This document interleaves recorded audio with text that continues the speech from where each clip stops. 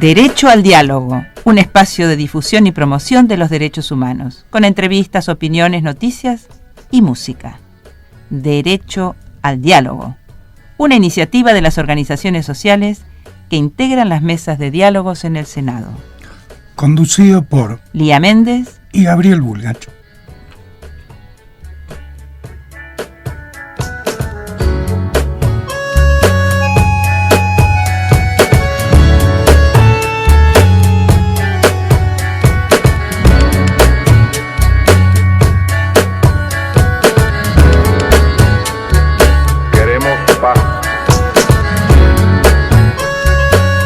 Buenas tardes amigos, estamos en el programa Derecho al Diálogo, un programa que venimos haciendo hace ya unos cuantos meses, programa que lo vamos construyendo semana a semana con las organizaciones que participan del ciclo de diálogos en el Senado. Como ustedes saben, este ciclo se compone de 6 mesas temáticas. Hoy nos toca el turno con la mesa de afrodescendientes y para eso estamos... Nos han venido a visitar al piso Carlos Lamadrid y Manuel Altamiranda. ¿Cómo estás, Carlos? Muy bien, muy bien, Gabriel. Muy bien. De maravilla. De maravilla, tenemos ganas de conversar un poco. Sí.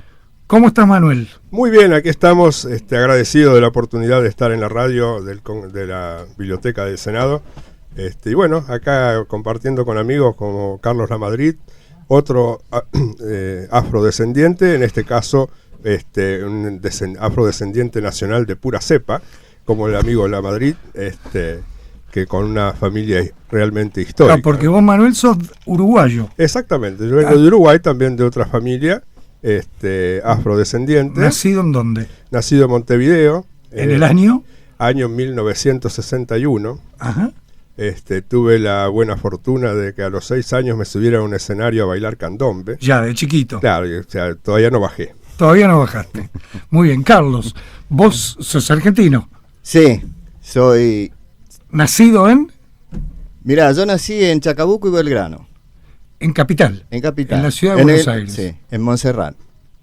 Mejor dicho, en San Telmo. En San Telmo. Chacabuco 386. Ajá. En el año 48. 48. Mi familia somos quinta generación con documentos, ¿no? Con documentos. Quinta generación de afroargentinos descendientes de esclavizados. Cuando querés... Espera, vamos a ir... O sea, dentro de un rato te iba a preguntar qué quisiste decir con eso de con documentos, porque me parece que ahí hay un tema que nos va a interesar. En todo caso, estamos con un amigo afroargentino, con un amigo afro-uruguayo, y un poco la idea de este programa surgió de una de las primeras reuniones de la mesa de afrodescendientes, allá por el año pasado, donde cuando empezamos a conversar surgió esta cuestión de que el candombe, porque hay mucha discusión en la calle, no en la mesa, o en la mesa también, pero esta cuestión de como que del candombe que es típicamente uruguayo y que mucha gente, muchos argentinos no sabíamos, me incluyo, en que digamos existía un candombe porteño o un candombe argentino. Entonces surgió ahí toda la cuestión. Carlos, digamos, nos aclaró y nos, digamos, de algún modo como nos puso al tanto de que efectivamente se había desarrollado toda una línea de candombe argentino. Quisimos aprovechar esta excusa de un candombe argentino, de un candombe uruguayo, por ahí más conocido, como para, no solamente, digamos, vamos a tocar un poco algunos ritmos para darnos cuenta de si es lo mismo, si es distinto, en qué se parecen y no, pero detrás del candombe uruguayo y detrás del candombe argentino hay una serie de historias como que creo que son importantes de rescatar, son interesantes de conocer. En todo caso, a ver... Carlos, vos, digamos, decías recién que sos quinta generación de afroargentinos documentados o con documentos. Claro, porque ocurre lo siguiente. A principios de la época colonial, llegaban acá los esclavizados, o sea, los traían, no llegaban, los traían. Ningún permiso, nada. Usted como arriba pieza, del barco, claro. Como piezas. Entonces como no sabías de dónde provenía, de qué parte de África provenía, qué nombre tenía, qué nivel cultural tenía y cuál era su religión, digamos. Claro, no ¿Entendés? o sea, era Eran como que cosas, todos esos aspectos o claro. atributos del ser humano eran como de algún modo quitados. Claro. Ese era un objeto que había Era un sido objeto que servía agarrado para en África, trabajar, sí. subido a un barco y bajado acá en América. Bajado acá y bueno, detrás de eso hay toda una historia que día a día la vamos descubriendo. ¿Por qué te digo con documentos? Porque he llegado hasta el abuelo de mi padre, tener documentación de él. El abuelo de tu papá tenía documentación. Claro,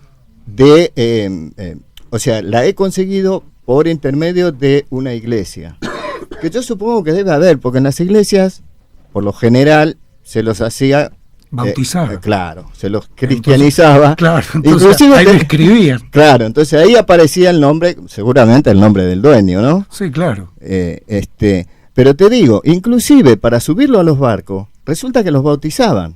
Antes de subirlos. Antes de subirlo, en África. O sea, Ya iban desfilando. Claro, claro. Y había algún cura que los bautizaba. Había algún cura que los bautizaba porque era de mala suerte llevar a alguien que no creyera en Dios en un barco. Del barco. Claro, que tenga otros dioses era algo terrible. Ok, llegaban acá y bueno, acá, bueno, todos... Contanos, sí, dale. Y todos los días está apareciendo historia. O sea, la historia de los afros está muy dispersa. Yo considero que en toda la Argentina tiene que haber descendencia afro. Igual que de pueblos originarios. Yo creo que en toda la Argentina hay descendencia, así como en toda América. Podemos ampliarlo un poco más. Todo el continente americano. Yo siempre digo, de Estados Unidos a Ushuaia, o no sé las Islas Malvinas, ¿no? No sé, pero a Ushuaia seguro hay descendientes de pueblos originarios, europeos y africanos. Y africanos. Claro, de algún modo, sí, Manuel. Decía yo que en las Islas Malvinas no debe haber, porque simplemente no tenía nada para explotar. Nada para trabajar. Claro. Si hubiera algún mineral o alguna producción importante, Manuel, indudablemente los iban a meter a trabajar ahí también. Seguramente, Manuel. O sea, a ver, una de las cosas que nosotros estamos insistiendo en el trabajo de la mesa es como intentar rearmar la mirada de que nuestro continente, América, se construye a partir de 3 pilares. O sea, todos sabemos que cuando fue la llegada de la conquista española, a fines del 1400, acá vivían personas, y vivían desde, como decís vos, desde Estados Unidos hasta Ushuaia, o desde Canadá hasta Ushuaia. Sí. Son los famosos pueblos originarios, son los, digamos, que tienen distintas tribus, distintos nombres, distintas culturas, se han arreglado de algún modo en distintas zonas geográficas del modo en que se han desarrollado. Entonces, cuando llega la conquista española, hay toda una camada de gente europea que llega de distintos lugares, pero también cuando empieza a darse la explotación de América y se requirió de una mano de obra muy intensiva, muy fuerte, que se dieron los procesos de la trata de esclavas, lo que se conoce como la ruta del esclavo, la cantidad de millones de africanos que llegaron a nuestras tierras. Bueno, en el programa anterior comentábamos un poco en el programa anterior dedicado a la mesa de afrodescendientes estuvimos hablando del tema, que hay un cálculo, que está muy difícil hacer un cálculo, pero se estima que alrededor de 100 millones de africanos por lo menos se subieron a un barco. Los sacaron de África. Exactamente. Los que llegaron acá son muchos menos. Son muchísimos menos. Y los que deben haber sobrevivido y han podido... Acá hay que tocar las cosas como de un modo bastante como contacto. Los que han podido tener descendencia también son muchos menos. Sí. Y sabemos que buena parte de la descendencia afro en realidad viene de las sucesivas violaciones de las mujeres negras por parte de sus dueños. Por ejemplo, la Madrid es un apellido, debe tener alguna historia. Sí, por supuesto. Existió la familia Araos de la Madrid. Araos de la Madrid. De la cual uno de los integrantes de esa familia es parte de nuestra historia, de la historia argentina, el general Araos de la Madrid. Gregorio Araos de la Madrid, que tenía tierras, o sea, la familia tenía propiedades por Tucumán. Cuando alguno de mis ancestros, ya sea hombre o mujer, consigue su libertad, tiene que tener un nombre. Claro. El nombre que le había puesto el amo, y tiene que tener un apellido. Claro. Entonces, ¿qué hace? Las familias patricias le daban su apellido, pero con modificaciones. ¿Para qué? Para que no haya ningún reclamo De herencias. de herencia. Sí, o ¿Me sea, entendés? algo más o menos parecido. Claro, me perteneció a mí. Ok. Es un ser humano que me perteneció, ahora es libre, se llama fulano de tal, pero acá no puede reclamar nada. O sea que esa cesión o ese nombrarte con un apellido más o menos parecido tenía que ver con dejar constancia de una línea de propiedad. Claro, Exactamente. claro. Como la marca en los ganados. En efecto. En definitiva, también lo marcaban con hierro, igual que al ganado. Sí, fueron carimbados. Porque cuando se escapaba un negro, que lograba evadirse de su esclavitud, y era encontrado, lo miraban así, este es de la familia González, Por la aquel de marca que familia tenía en el Domingo, cuerpo. porque tenía una marca, o sea, si no era de González, era de Gervasio, pero era de alguien con G, por ejemplo. Y por esa razón tenemos tanta empatía con los pueblos originarios, porque muchos de nuestros abuelos, cuando escapaban de la esclavitud, se iban a las tolderías, que era el único lugar donde los recogían. Claro. Esa y era hay, la convivencia. ¿Y hay alguna documentación que cuente o que podamos acceder? No ahora, simplemente pregunto, digamos, como para saber, del vínculo que se ha podido establecer entre los pueblos originarios y los afrodescendientes. ¿Ha sido fuerte? ¿Ha sido conflictivo? Mirá, yo pienso que ha sido fuerte en un principio. Estamos hablando que del 1800. Claro, el que escapaba de su amo o de la servidumbre de los amos, se iba hacia la pampa, sí, o a los montes. Se iba al campo, claro. Se iba al campo. Se escapaba. En el campo, ¿quién estaban? Los pueblos originarios. Entonces convivía, o a veces los mataban, no sé.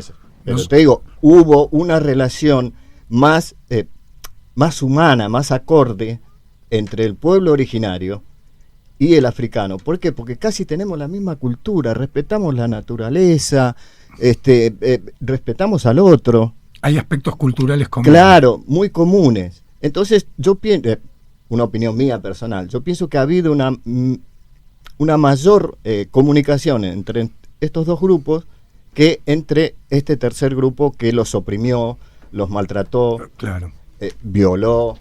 Entonces es eso. Y con respecto a la historia, yo pienso que en el archivo general hay un archivo, no sé si es el Museo de Bernardino Rivadavia o algo así, me dijeron que hay un museo que no está abierto al público, que tiene mucha información de aquellas épocas de la colonia, pero lógicamente yo soy Carlos Lamadrid, no tengo acceso, no tengo título de nada. Bueno, pero podríamos intentar ¿sí? tocar las puertas de esos lugares a ver. Sí, yo tengo que averiguar, porque te digo, hace poco, hará unos 15 días, escribió a Misibamba, la organización que yo integro, un muchacho no es de Tierra del Fuego, anterior, Santa Cruz. de Santa Cruz, que dice que las primeras 3 familias europeas que fueron a vivir, o sea, que ocupar tierra, que se instalaron en Santa Cruz, llevaban en total 16 esclavizados, africanos esclavizados. Entonces, todo ese tipo de documentación, si la unimos del sur al norte, toda aquella familia que tenga un documento que pueda aportar algo, rearmamos nuestra historia, que es la historia de este país, de todos los argentinos. Claro, es una historia aparte que está o ha sido sistemáticamente invisibilizada. Sí. Hay gente que dice que en Argentina no hay negros. Intencionalmente. ¿Te parece que, por ejemplo, mi hermana, o María Elena, tenga que explicar que es argentina? Claro, le preguntan de dónde es. ¿De dónde sos? ¿Cómo de dónde soy? Claro, soy argentina. Soy argentina. No, pero tu papá tiene que ser de Brasil o de otro lado. No, mi papá era argentino. También. Pero claro. Tu abuelo. Claro. No, mi abuelo también era argentino. Sí. No, pero alguien tenés que tener, porque no podés ser de acá. Y entonces no. Alguno ¿viste? fue africano. Claro, viste, de última te dicen, bueno, pero por ahí en algún momento. Y yo considero que el 70% de los argentinos tenemos alguna gota de sangre afro y de los pueblos originarios. Bueno, eso es un pendiente que tenemos acá, podemos aprovechar a comentar. En 2010 se hizo el último censo nacional. En ese censo se incorporó de un modo como medio, de una forma optativa, fuera del cuestionario principal, una consulta respecto de lo afro. Nosotros estamos intentando conseguir los resultados que procesa el INDEC, lo último que nos contaron es que van a estar en los próximos meses, y efectivamente la mesa, digamos, está postulando que para el próximo censo, que va a ser en 2020, se integre una pregunta o un conjunto de preguntas como más concreta y obligatorio para todo el territorio del país, claro, en relación a, digamos, a la identidad afrodescendiente. Esperemos que podamos avanzar en ese sentido. Yo creo, si les parece, hacemos una pequeña pausa. Pica, ¿podemos ir con el material de candombe uruguayo? ¿Qué les parece? Porque vamos a ir escuchando en las pausas un poco de esta música y en el próximo bloque por ahí nos ponemos a golpear un poco algo. Ya volvemos, amigos.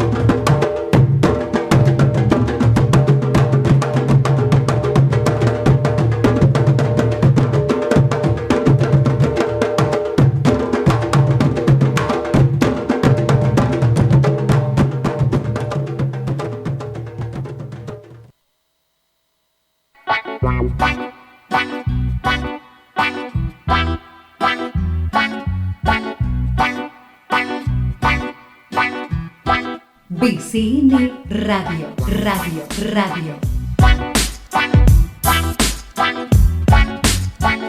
www.bcnradio.com.ar.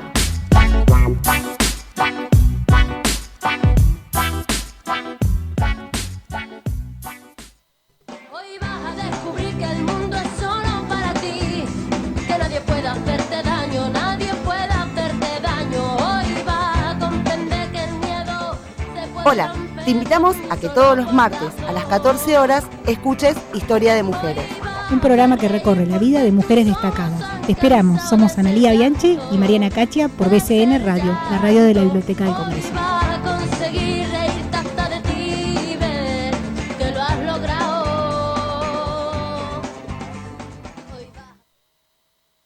La Biblioteca del Congreso, en sus distintas salas, brinda al público obras, publicaciones periódicas, documentos de organismos internacionales, mapas, material audiovisual, ediciones infanto-juveniles y acceso a Internet libre. La Biblioteca del Congreso de la Nación cuenta con un gran espacio cultural.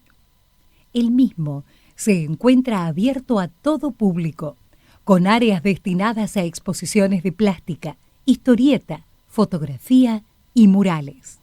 Además, está el patio de encuentro y el café de la biblioteca, donde se realizan actividades multidisciplinarias, salas para talleres, seminarios o jornadas, y el auditorio Leonardo Fabio, cuyo nombre es en homenaje al gran cineasta del cine argentino.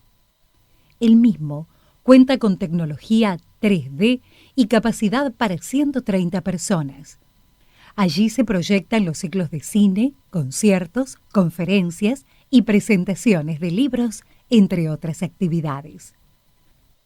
Toda la programación cultural está dirigida a la socialización del conocimiento y el arte y a incentivar la creatividad de artistas jóvenes que encuentran en nuestro espacio cultural la posibilidad de compartir sus obras. El espacio cultural de la BCN se encuentra abierto de lunes a viernes de 9 a 21 horas en Adolfo Alsina 1835, tercer piso. Para más información, pueden ingresar a www.bcnviv.gov.ar.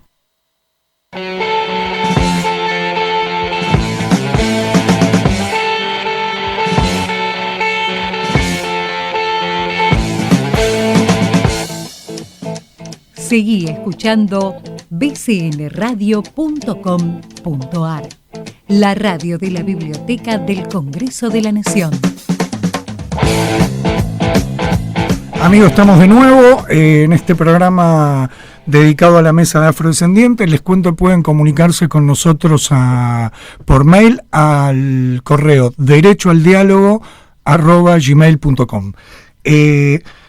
Manuel, ¿qué fue lo que escuchamos antes de... O sea, cuando pusimos algo de música para entrar en la pausa? Contanos un poco. Bueno, allí escuchamos un poquito el ritmo de candombe uruguayo, pero en este caso un candombe que fue bastante ralentizado, que era el candombe que se llama, en muchos casos, porque este no era lo que es realmente un milongón, sino que era un ritmo bastante lento, pero era candombe. Pero lo que se llama el milongón, que es el candombe para nuestros abuelos, para que bailen los mayores, que no pueden andar haciendo... Que no andan moviendo el cuerpo como locos. Muchas piruetas. Entonces ese... O sea, para nosotros. Yo soy gramillero, así que sí. Es el candombe el cual le damos a nuestros mayores la oportunidad de bailar y de expresarse y divertirse. De seguir bailando. Claro.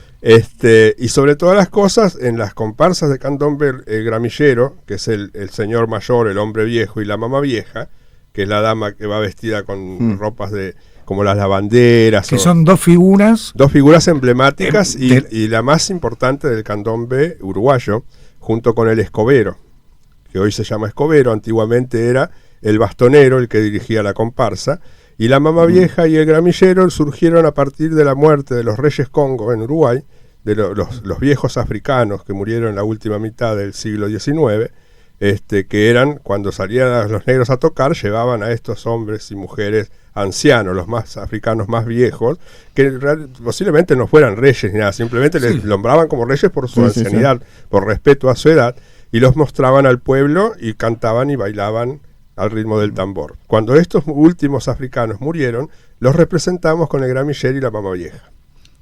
Entonces, estas dos figuras son las más importantes del candombe y las más veneradas. Ok, o sea que toda comparsa se llama. Exactamente. Toda comparsa candombe tienen esas figuras. Tienen que tener esa figura. En Buenos Aires, por la transformación o la dificultad de armar a veces una comparsa aquí, en un lugar en el cual no es típico, no es una música típica y no es conocido más que por un grupo de gente que estamos en el tema, es difícil armar una comparsa, y a veces hay comparsas que salen sin gramillero, pero el 99% de las comparsas se mandan, dice, bueno, flaco, ¿verdad? Ponete la barba, agarrar el bastón, porque no es necesario ser una persona mayor para representarlo. Claro. Se viste a la persona con un vestuario, que no es disfraz, no confundamos disfraz con vestuario, se viste a esta persona con un vestuario acorde a la figura y a la mamá vieja, que también puede ser una chica joven, pero que tiene que bailar como una persona mayor, lo mismo que el que representa al gramillero. Hace un ratito hablábamos con Carlos respecto como de esta situación extraña, que en Argentina muchos argentinos no creen que haya negros en Argentina. ¿Qué pasa en Uruguay con esto? Mira, en Uruguay no pasa esto porque allá somos muchísimo más visibles que aquí. Ajá. Creo, desde mi punto de vista personal, que lo que ha logrado este fenómeno, porque realmente teniendo en cuenta nuestras culturas tan parecidas, nuestras ciudades tan parecidas, ya que arquitectos que trabajaron acá replicaron los trabajos en Montevideo, para hacer lo más europea posible estas dos ciudades, eran la puerta de América al mundo europeo. La llegada. Claro, los europeos querían llegar y encontrarse con un ambiente lo más parecido a su lugar. Y, o sea, nosotros creíamos que era así y un poco más, bastante genuflexos, tratábamos de acomodar la ciudad en vez de a nuestra idiosincrasia a la de ellos. A la de ellos. Bueno, y allí la diferencia de repente entre la visibilización del afro-uruguayo con el afro-argentino es que aquí, en Buenos Aires, en la Argentina, hubo épocas en las cuales se prohibió el carnaval. Exactamente. Entonces, el carnaval era una oportunidad en la cual tanto blancos como morenos argentinos tenían la oportunidad de decir, bueno, podemos salir a tocar y a bailar porque nadie nos va a decir nada porque estamos en carnaval. Cuando se prohibió el carnaval, se reprimió, y de esto después nos hablará Carlos mejor, con más claridad que lo que pueda explicarlo yo, pero no sucedió así en Uruguay. En Uruguay ni siquiera en las peores épocas de la dictadura llegó a prohibirse el carnaval. Sí se llegó a censurar sus letras, su música, sus cuadros representativos. Una murga se hizo famosa porque fue borrada del mapa prácticamente de los carnavales de Uruguay, como fue La Soberana, porque en el último cuadro, en plena dictadura militar, representaron al cuadro de Lavalleja y los 33 orientales. Terminó la obra, quedaron todos como una estatua en la misma posición que el cuadro de Lavalleja. A partir de ahí, imagínate, vinieron los bastones, la bota subió al tablado y lo llevó a todos. Se lo llevó. Exacto. Pero bueno, las prohibieron. Directamente lo censuraron. Y así, bueno, cada comparsa de carnaval, cada murga, cada grupo de parodistas, humoristas o comparsa de candombe tenía que pasarle al gobierno, al censor, las letras de las canciones, de lo que iban a cantar, los cuadros que iban a representar. Tenía que estar todo chequeado. Claro, todo chequeado, exactamente. Entonces, pero bueno, o sea, creo que no sé si la estupidez de los dictadores o la inteligencia de los letristas, teníamos murguistas que te tiraban toda la data de lo que estaba pasando en medio de alegorías impresionantes. Y pasaba la censura. Pasaba la censura porque el nabo que estaba ahí, porque no puedo decir de otra manera, leía y decía, no, acá habla del pajarito. O sea que no tiene nada que ver. No entendía de qué venía la cosa. Y bueno, esa es la sabiduría de los pueblos que siempre se abren camino en momentos como oscuros. Claro, bueno, y a mediados del siglo XX, o sea, a mediados de la década de 40, 50, se incorporó el carnaval, el candombe, a los festejos de carnaval. ¿Y antes? Antes no estaban incorporados porque nadie quería ser parte de esa fiesta. Cuando decís nadie quería, ¿a qué te refieres? Los viejos negros descendientes de africanos decían, nosotros no somos payasos. Lo veían como una exposición, claro. Como... Entonces, bueno, después los jóvenes fuimos cambiando eso y fuimos, digo, como si hubiera estado yo sido parte de eso. Yo en esa época todavía no había nacido, pero de cualquier manera fue cambiando eso y se fue incorporando. Cuando ya empezó a tomar la sociedad otro aspecto, social, valga la redundancia, entonces empezó a incorporarse de alguna u otra manera poco a poco las comparsas. Hoy ya hay más de 50 comparsas solamente en Montevideo, de las cuales hay cuerdas de 40 o 50 tambores, o sea, cada tambor lleva una persona, más otros tantos bailarines, y no sé, siempre, desde que yo tengo uso de razón, no se concibe un barrio en el cual no haya alguien que toque el tambor. No hay, en Montevideo no existe un lugar en el cual no haya alguien, hasta en los barrios más finos, posiblemente se vean menos porque de repente el negrito vive en un piso de Positos o de Malvin y baja con su tambor, pero se va a la Rambla, a la playa y a tocar, no va a tocar en la puerta del edificio pero está. Entonces, allí además no se ha los ejércitos libertadores de Artigas nunca utilizaron a los negros como carne de cañón. Los incorporaron al ejército como a todo el mundo, pero no hicieron diferencias más que algún par de regimientos de pardos y morenos, pero no era que decía, bueno, los pardos y morenos van primero. No, o sea, era la estrategia que correspondía en su momento. Si le tocaba, si no iba otro contingente. Claro. No era que Acá era condición sine qua non que los primeros en salir al frente eran los batallones de pardos y morenos. Claro. Entonces allí Artigas no hizo esa diferencia. Cuando se marchó en el éxodo de Uruguay, se fue con toda su gente, incluidos sus negros. Y de ahí para adelante, Argentina, el Uruguay es un país racista, tanto o más racista que Buenos Aires, porque incluso en pleno siglo XX, yo ya, muchacho de 20 y pico de años, una de las más famosas bailarinas de candombe, no la dejaron entrar a un bar en 18 de julio y sí, porque era negra. No la dejaron entrar. Salió en todos los diarios, imagínate. Era como si le dijera a Moria Kazán, no puedes entrar. Al otro día eran todos los diarios diciéndole lo que había pasado. Y no la dejaron entrar por negra. Exactamente. Y aún hoy día, no sé, yo hace 30 años que no vivo en el país, debo reconocerlo, pero tengo toda mi familia allá y conozco un poquito de la historia de la idiosincrasia uruguaya. Existía un chiste que decía: más difícil que ver un negro manejando. Era muy difícil que un negro pudiera comprarse un auto. Claro. Si tenía, era chofer, no era dueño del auto. No era dueño. O era taxista. Claro. Y la palabra negro se utiliza de la misma forma que acá. Todos somos negros de M. Pero hay otra visibilización. Nadie puede decir en Uruguay, no, acá no hay negros, porque Sería porque ocurre lo contrario de lo que es acá.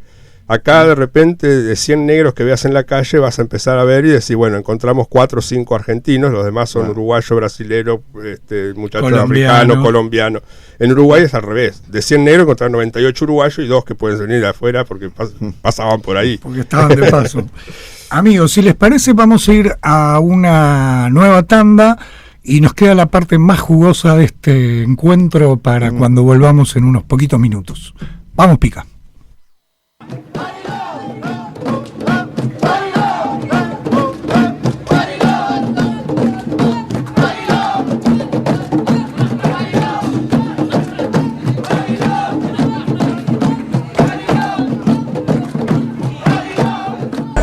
Y lo que queremos es que no se destruya.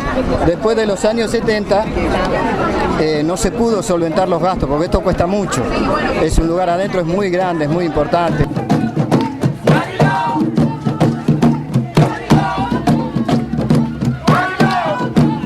Y eso funcionaba como Sociedad Filantrópica Suiza. Y se lo alquilaban a una familia que formó una organización que se llamaba el Jimmy Club, que era la familia Núñez. Ellos eran los encargados de alquilar este salón para todos los afros.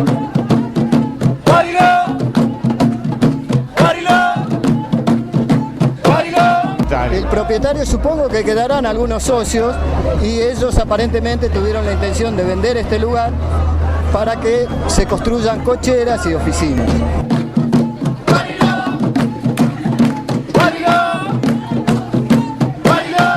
¿Y qué es lo que concretamente ustedes le pedirían a las autoridades de la ciudad?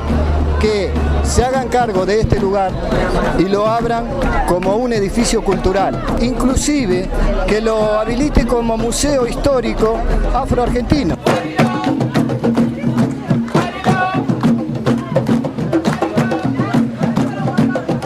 Tenemos historia, fuimos esclavos, mis antepasados, de la familia Araos de la Madrid. Tenemos historia en este país de casi 500 años. Entonces, somos afroargentinos del tronco colonial, nos denominamos así nosotros.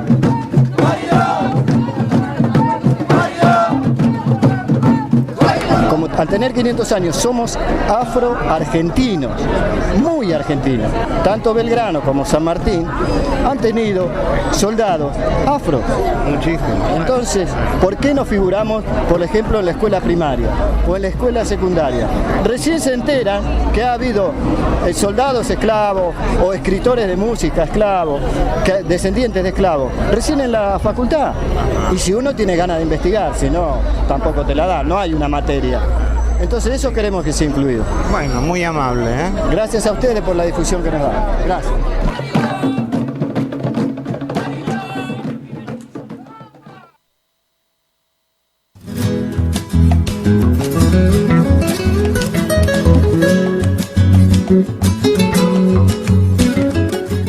BCN Radio.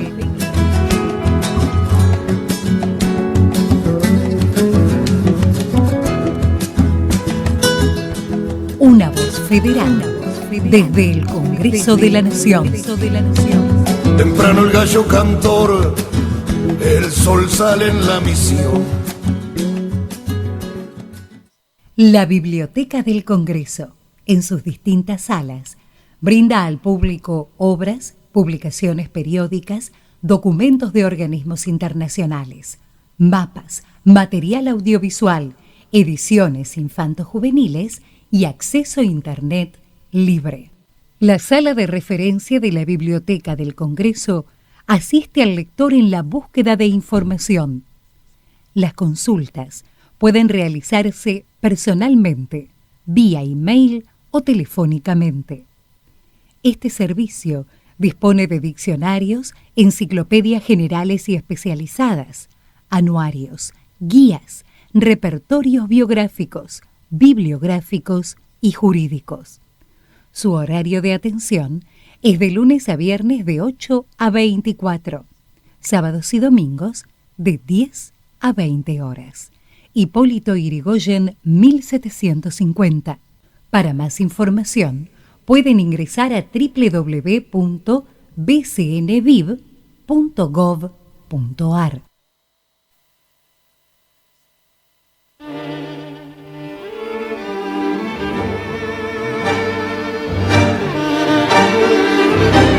Sello de Tango los lleva al reencuentro con los grandes que hicieron historia con nuestra música ciudadana.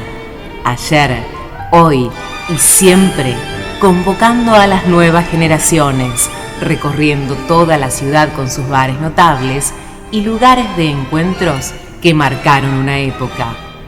Todos los lunes, de 21 a 22 horas, por BCN Radio, la radio de la Biblioteca del Congreso de la Nación.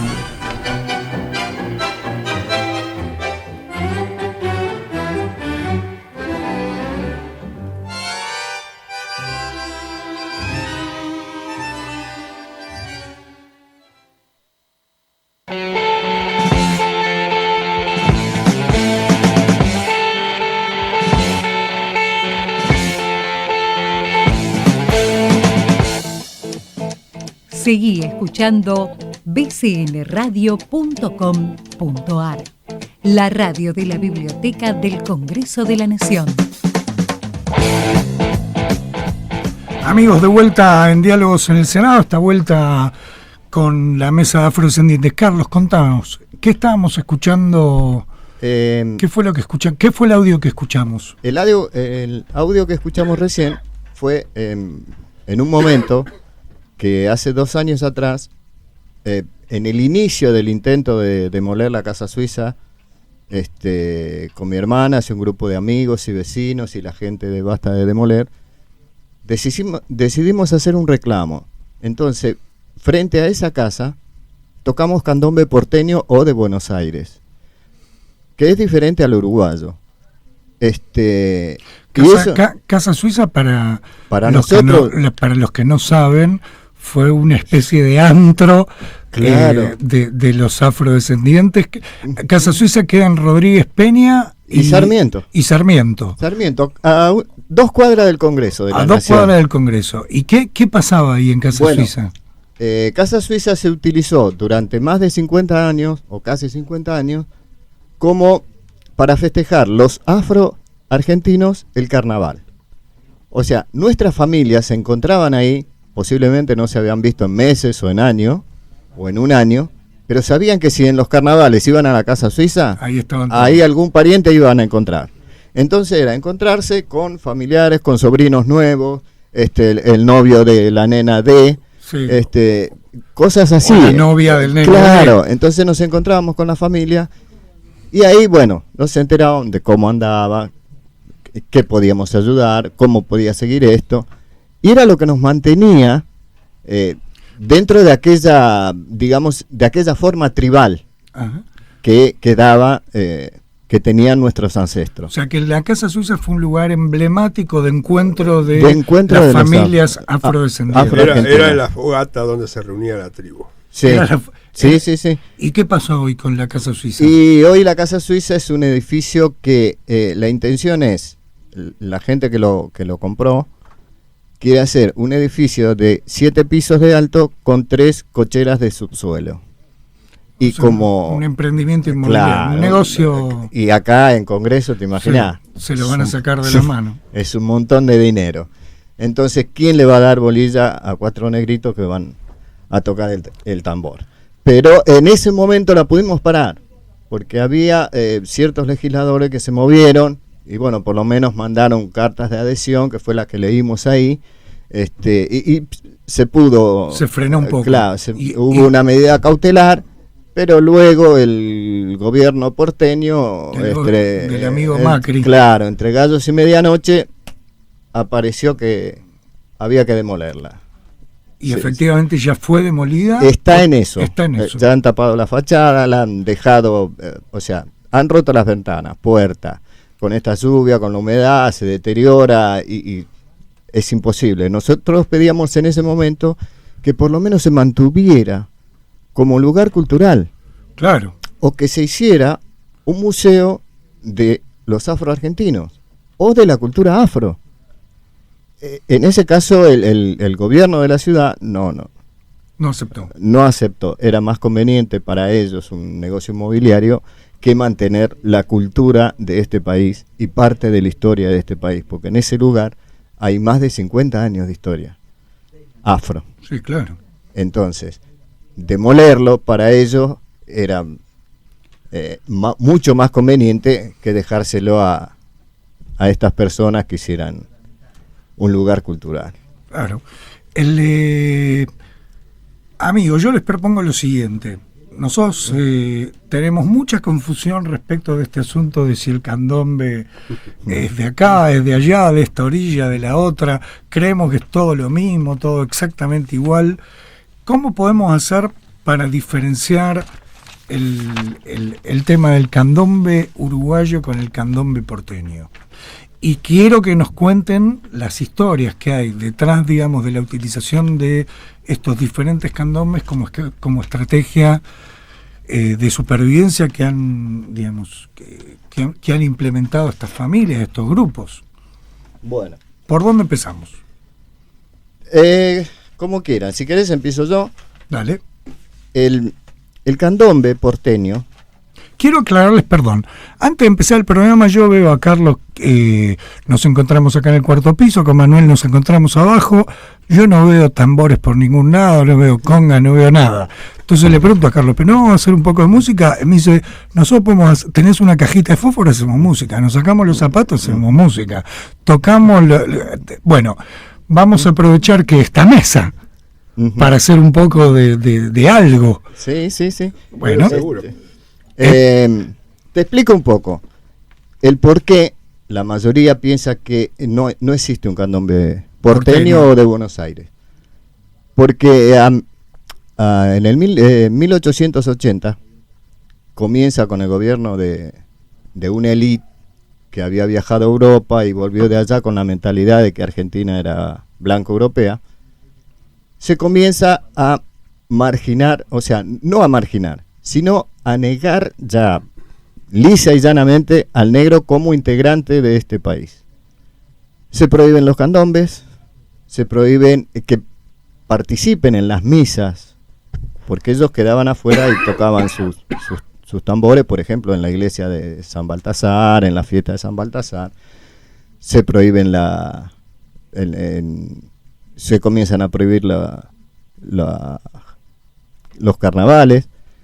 Se prohíbe tocar el tambor en la calle en el 1800, tocar el tambor en la calle y bailar con 200 azotes y 30 días de barranco. ¿Por qué? Porque la iglesia se quejaba de que los bailes de los negros metían ideas en la cabeza de las niñas de la sociedad, con esos movimientos lascivos y esas cosas que hacían y esos tambores. O sea, atrás del tambor para la iglesia estaba el diablo, claro, o algo por el estilo. Claro, ¿me entendés? Imaginaban eso. Entonces lo prohibieron. Luego, al principio de 1900, comienzan a darle un poco de salida los afro. En los carnavales, bueno, sacaban sus tambores. Pero ¿qué ocurre? Un grupo de blancos comienza a pintarse de negro y salir, pero en forma de burla, con el candombe a la calle. Entonces nuestros abuelos dijeron, no, basta, hasta acá llegamos, como hicieron en Uruguay. Los más viejos dijeron, no, hasta acá llegamos. Basta, es nuestra cultura, es nuestra expresión. Claro, hay cosas con las que no podemos jugar. Entonces quedaron en la familia. Yo considero que hay muchas familias afroargentinas que tocan candombe, o han escuchado al menos la gente de mi edad en sus familias. Lo que pasa es que no salimos a la calle, no le dimos la difusión que le han dado los uruguayos, porque al no prohibírselo, ellos vinieron acá y en los años 60, yo me acuerdo, que llevaban gente detenida, los militares, por andar con un tambor en la calle. O sea, era motivo de detención andar con un tambor en la calle. Sí. Y sin embargo, a pesar de eso, ellos siguieron y se escucha hoy en día el tambor. Tiene más difusión, ha tenido más movilidad, digamos. Se ha actualizado, se mantiene vivo. A ver si entendí bien, Carlos. Lo que vos me estás contando, lo que nos estás contando, es que por las prohibiciones del 1800, por esta cuestión de burla de blancos hacia los negros, las familias de aquel entonces optaron por dejar el candombe adentro de la casa. Claro. No sacarlo. No sacarlo a la calle. Nosotros, por ejemplo, Misibamba, la familia, hay otros grupos, que se está, Bacongo primero, que estamos tratando de darle visibilidad. Volver a visibilizarlo. A visibilizarlo. ¿Por qué? Porque consideramos que en cada parte de Latinoamérica, su música, la música popular de ese país, tiene raíces afro. Ajá. Entonces, el candombe uruguayo tiene raíces afro. El candombe porteño o de Buenos Aires tiene raíces afro. La charanda en Corrientes tiene raíces afro. Algunos dicen que hasta la chacarera, el tango, tiene raíces afro. El jazz en Estados Unidos, el reggae, el hip hop, que nació en la calle, es de los negros. Y eso, o sea, podés discutir. Por ejemplo, había discusiones con muchachos que compraron el tambor, fueron, hicieron el curso, salieron de ahí y dicen, no, lo único candombe que existe, candombe, es el uruguayo. El uruguayo. No, mi amigo. Claro. En cada grupo de gente o cada tribu tiene su ritmo, tiene su sonido. Nosotros, por ejemplo, para nosotros es expresarnos por medio del tambor. Tocar el tambor es algo que estoy con mi familia, estoy con mi gente, no le tengo... Upa. Bueno, mira, esto es para mucho más. Te digo, el candombe porteño suena así.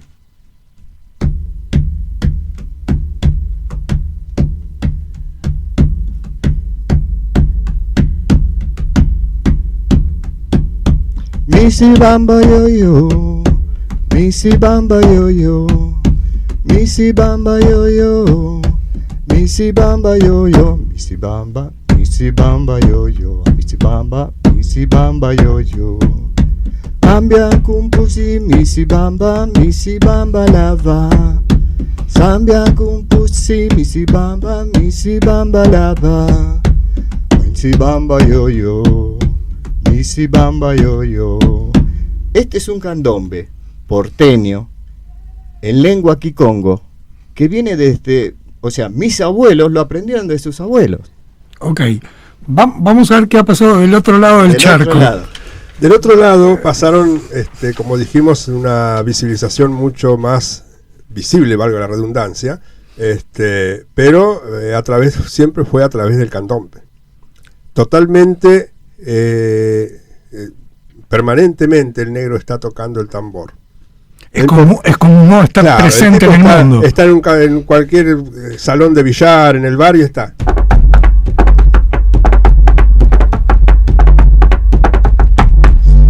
Eso sería candombe uruguayo tocado así arriba de la mesa y con las manos, nada más. Sí. Pero es la diferencia notoria entre un ritmo y el otro. Y como dice Carlos, todos venimos de diferentes aldeas, diferentes tribus, y cada una tenía su lenguaje. El candombe, el tambor en África es como un código Morse con el cual se comunicaban de aldea a aldea. Ajá. En épocas de guerra entre las tribus diferentes, ese lenguaje lo entendía una tribu pero la otra no. Claro. Entonces era totalmente distinto y se comunicaban entre ellos sin que el otro se enterara qué quería decir. Escuchaba el tambor y decía, che, allá en aquella tribu hay quilombo, pero no sabemos qué. no sabemos qué pasa, claro, pero algo pasa. Fiesta no hay, porque los negros andan a los gritos y con la lanza en la mano. Entonces... Pero, Manuel, una pregunta. En las últimas, 4 o 5 décadas, ¿no hubo un intento por callar el tambor en Uruguay? Es imposible en Uruguay. Sí. Ok. Puedo resumirlo de esa forma. Te lo pregunto de otro modo. ¿Vos concebís o tenés la sensación de que el tambor ha sido también como una estrategia de lucha de parte de... Eso totalmente. Creo que el tambor fue en África, con el jazz en Estados Unidos, con toda la música la cual proviene de los negros, hecha en Latinoamérica y en América del Norte también, es resistencia. Es resistencia. Sí. La música de candombe es resistencia, sea candombe porteño, sea candombe santafesino, sea candombe de Bahía. Voy a decir algo brevísimo. Rumba cubana, sí, decía algo que yo quiero decir ahora. Voy a dar, y pica nos echa, mira y nos echa. Algo que no lo dije yo, sino que lo dijo alguien que sabe mucho muchísimo más que yo de candombe. Sí. Ángel Acosta Martínez decía, el candombe, K-N-dombe, como se hablaría en su idioma yoruba, no tiene dueño ni nacionalidad, ya que nuestros antepasados fueron arrancados del África y traídos en condición de esclavos a las minas del Potosí, y en esa ruta fueron quedando en diferentes sitios del virreinato del Río de la Plata. La iglesia, en el nombre de Dios, los bautizaba con nombres españoles, y los esclavistas que los compraban le grababan a fuego la inicial de sus apellidos, separándonos a los hermanos, padres e hijos con apellidos diferentes, y así quedamos atrapados en lo que luego se conformara Argentina o Uruguay. El candombe fue practicado en ambas márgenes del Río de la Plata mucho antes de ser Argentina y Uruguay. En época de Rosas, en Buenos Aires, llegaron a ser 6.000 los africanos y afrodescendientes que practicaron candombe. Frente al cabildo, muchas familias afroargentinas lo mantienen hasta el día de hoy. Y del tronco colonial somos todos los afrodescendientes que nacimos en estas latitudes. Todos somos hermanos y hermanas. Ángel Acosta Martínez, cuyo hermano fue asesinado aquí por la policía en Buenos Aires por salir a defender a otros afrobrasileros. Te leo algo. Dale, Carlos. El tambor. El tambor, lo que significa para los afro el tambor. El tambor es un medio de comunicación entre el ser humano, la tierra y el espacio.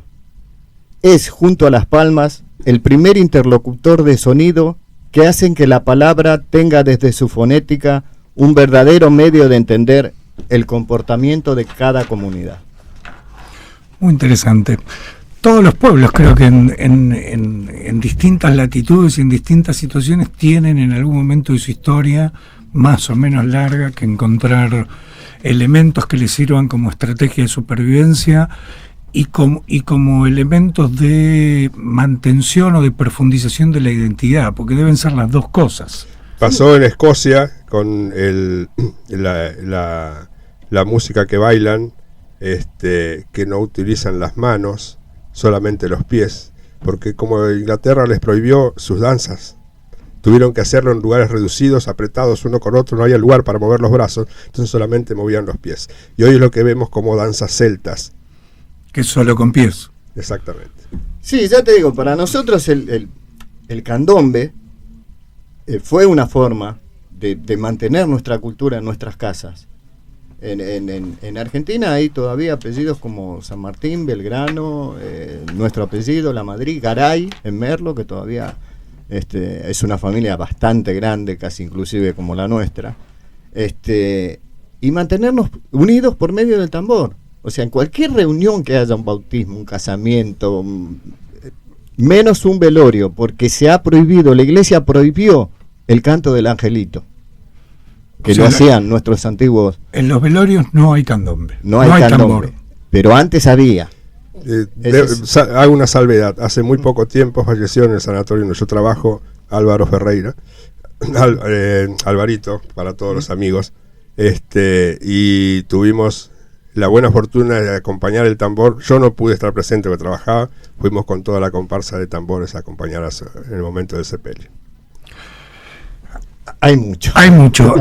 Carlos, creo que ahora en poquitos minutos más hay una actividad en Manzana de las Luces. Sí, en la Manzana de las Luces vamos a hablar Lucía Dominga Molina, Miriam Gómez, Sheila Walker, que viene de Estados Unidos, Jessica Salinas La Madrid, y yo vamos a dar una charla desde adentro. O sea, nuestros sentires como afrodescendientes y cómo vemos el futuro para nuestros hijos y nuestros nietos. En este momento que ha comenzado en este año el decenio de los afrodescendientes, reconocido, y este país ha avalado esa decisión, que durante 10 años se mejore la situación de los afros en todo el mundo, vamos a darnos una charla sobre nuestros sentires.